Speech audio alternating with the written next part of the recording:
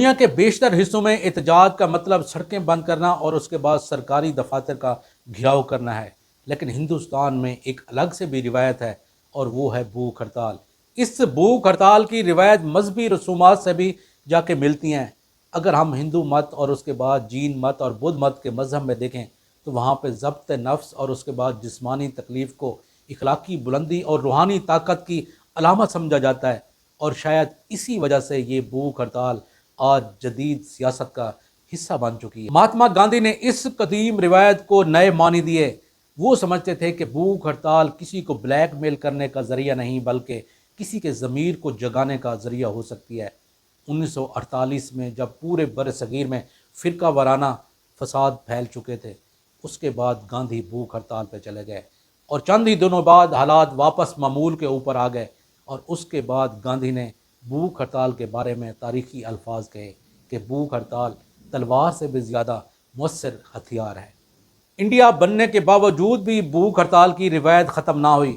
کسانوں نے اپنے حقوق کے لیے، طلباء نے اپنی تعلیمی اصلاحات کے لیے، سماجی کارکنوں نے ماحول کے تحفظ کے لیے اور سیاسی جماعتوں نے اپنے حقوق کے لیے بھوک ہڑتال کی۔ 2011 میں ایک سماجی کارکن آنا ہزارے نے بدعنوانی کے خلاف سخت قانون بنانے اور اس کے بعد اپنے مطالبات کے لیے 13 دن تک بھوک ہڑتال کی۔ ان کی بھوک ہڑتال نے نہ صرف لاکھوں لوگوں کو سڑکوں پہ لا کھڑا کیا بلکہ ایک ایسی تحریک کو جنم دیا جس نے ہندوستانی سیاست کے اوپر گہرے اثرات چھوڑے۔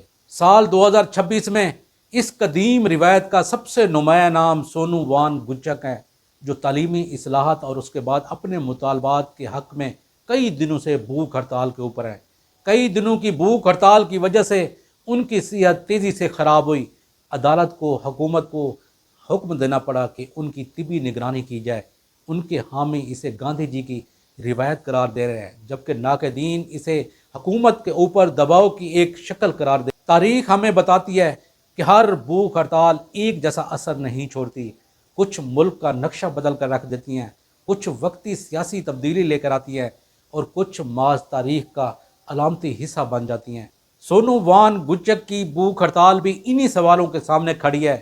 آیا ہم دیکھتے ہیں کہ اب ان کی بھوک ہڑتال کیا واقعی ہی کوئی تبدیلی لاتی ہے یا ان بے شمار لوگوں میں شامل ہو جاتی ہے جنہوں نے اپنی جان کو خطرے میں ڈال کر بھی اپنے مطالبات نہ منوا سکے۔